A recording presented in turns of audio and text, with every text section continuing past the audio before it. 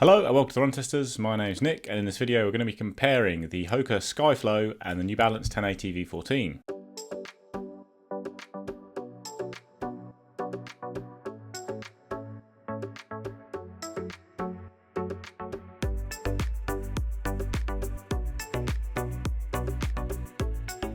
So the 1080 V14 and the Skyflow are two cushion daily trainers that sit at the top of their brand's range of neutral cushion daily trainers, I would say. Skyflow being almost an upgraded Clifton, while the 1080 V14 is the latest version of New Balance's popular long-running cushion daily trainer line. The 1080 is a little bit more expensive. It's £160 or $165, whereas the Skyflow is £150 or $160. They're almost exactly the same weight in the UK 9, which is 285 grams or 10 ounces for the Skyflow, or 287 grams or 10.1 ounces for the New Balance. The Skyflow has a 5mm drop. It's 40mm at the heel and 35 at the forefoot in the men's shoe, and then 38 at the heel, 33 at the forefoot in the women's. And the 1080 has a 6mm drop, the stack height of 38mm at the heel, 32 at the forefoot. Looking at the design with the Skyflow, you've got a Creel Jacquard upper, fair bit of padding on the tongue and on the collar of the shoe, and a pretty stiff internal heel counter as well. You have a supercritical EVA midsole on the shoe with Hoka's Meta Rocker design. You've got sidewalls of foam that your foot sits within. That supercritical EVA is the main upgrade on something like the Clifton, which uses a more standard version of EVA. Then you have a rubber outsole that covers most of the length of the shoe, a fair bit of exposed foam and quite a large kind of recess, almost a cutout on the bottom there that just reduces a little bit of weight but shouldn't come into contact with the ground. So all the key impact areas on the shoe, I would say, are covered with a pretty thick layer of rubber. Then moving on to the 1080, you've got an engineered mesh upper, again plenty of padding around the back and tongue of the shoe, good internal heel counter on this shoe as well, sidewalls of foam, pretty noticeable rocker on this shoe as well. I'd say probably more noticeable than I've sometimes had with New Balance's shoes in the past. Then you have a Fresh Foam X midsole. New Balance uses this term to cover a range of foams. This one is similar to the previous model, the 1080 V13, but not quite as soft as that version of the foam. It's still a soft foam, I'd say, but it's a little bit firmer and a little bit more balanced than the previous version of the shoe. And then you've got a rubber outsole, less coverage, I would say, than you have on the Hoka Skyflow, but again, key impact areas of the heel and forefoot are covered with a pretty decent layer of rubber there. So it comes to fit of the two shoes. I've got a UK 9, which is a US 9.5 for both of these brands. It's the same size I use across the Hoka and the New Balance range, and they both fit me really well. So that both shoes do come in two different widths, and with the Hoka, if you do have an even slightly wide foot or even a normal foot, you might want to look at the wider version of the shoe, because like many Hoka shoes, the Skyflow comes up a little bit narrow, but that's good for me. I have a narrow foot, and I had a nice amount of room with both shoes, good hold around the heel and midfoot. Not had any concerns around the heel counters or the cushioning at the back of these shoes really, but I prefer the kind of classic tapered Hoka collar on the shoe there to the slightly more padded in the center New Balance one, which I sometimes think can be a recipe for rubbing your heel a little bit, but I've been okay in the 1080 and the Skyflow, and I would stick to your normal running shoe size with both of these shoes. The Skyflow and the 1080 V14 are right up there among my favourite cushion shoes of this year. They're both more in the cushion daily trainer category, which means they aren't necessarily as maxed out in cushioning as some shoes, which I don't tend to always get on with that well. Got shoes like the Glycerin Max, the Puma Mag Max, they're really all out, very high stack cushion shoes, but these come in a bit lighter, a bit smaller, a bit nimbler, while still offering a very comfortable and cushioned ride, and they're certainly still at their best for kind of easy runs, daily training. That's what they excel at, but they do have a bit more versatility if you are going to use them as one shoe for pretty much everything. They can handle a bit of speed work. Skyflow was a shoe of the two that I tested first, and I was a really big fan of it. So I've been a long time fan of the Hoka Mac, which uses supercritical EVA foam.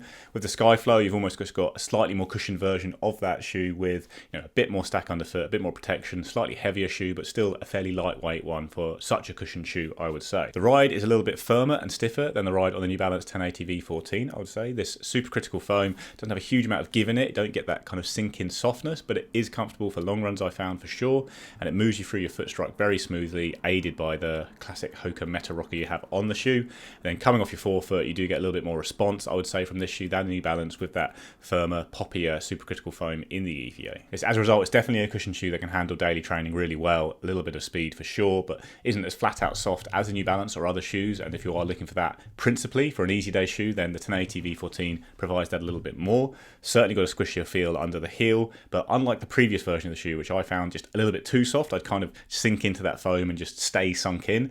There's a bit more rebound, I think, with the 1080 V14, and a more noticeable rocker effect on the shoe, probably because the foam is that little bit firmer, you can kind of get into that rocker a bit more easily, whereas maybe with the previous version I was sinking in too much to really flow through my stride, I found. So you still do have a really soft feeling underfoot and a comfortable one for recovery runs and really slow cruising runs, but then you have a slightly more smooth and enjoyable ride that moves you forward, and there's a little bit of bounce off the toes there. I wouldn't say it's a shoe that really feels very explosive or anything like that off the toes, but it's not the heaviest shoe in the world. It's not as light as the previous version, but I would actually say that the 1080 V14 feels a bit more versatile to me because it has a slightly firmer feeling underfoot, and that gives you a better platform to push against if you do want to up the pace. But it's more of a shoe that is best for cruising through long runs and easy runs. Skyflow is the same, but I think has a bit more edge when it comes to versatility. When I ran in both at the same time, you could feel the differences in the shoes. You definitely get that squishier softness with the New Balance at the back of the shoe in particular as a heel striker. You've got a firmer feeling on the Skyflow, but then that nice smooth rocker kicks in, you get rolled through, it doesn't feel uncomfortable at all. You definitely have a rocker on the New Balance as well, but it doesn't feel quite as light off the toes, I would say, as the Skyflow. And then both of them have felt really stable for me throughout my runs. I think with the New Balance 1080 V14, I think that will be different to the previous version, which was very soft, like I say. I think you have got a slightly more stable shoe here. I think the Skyflow is also pretty stable naturally. It's got quite a wide base, got the sidewalls of foam, got that rocker. It all helps support the foot, and with that slightly firmer foam in the Skyflow, you will get that extra kind of feeling of stability from the base of the shoe here. So maybe it's a slightly more stable offering of these two shoes, but I didn't have any kind of concerns with either about them being too soft or wobbly underfoot, despite having pretty high stacks.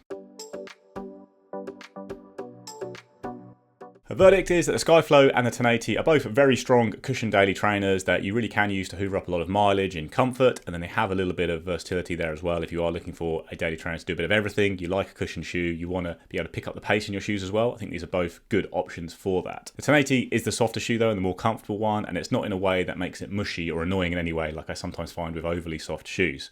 I think that extra comfort probably puts the 1080 slightly ahead of the Skyflow for me if I was picking between these, because the main job you want these shoes to do is those easy and recovery runs and long runs in comfort, and I think it's a slightly more comfortable shoe.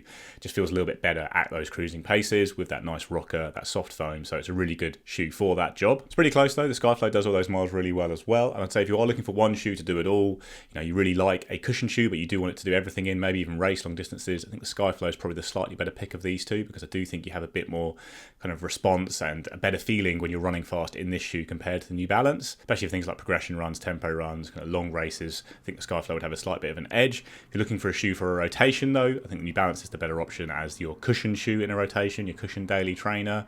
And if you are a newer runner who just wants one shoe for everything, I'd probably go for the New Balance again, just because it is that little bit more comfortable, I would say, and give you that little bit more protection and a more enjoyable feeling underfoot than the slightly stiffer, firmer Skyflow. But yeah, both very strong options. Really enjoyed running in both of these this year. I give the New Balance the edge myself because for the role I'd use it for in my running, it's a slightly more comfortable shoe.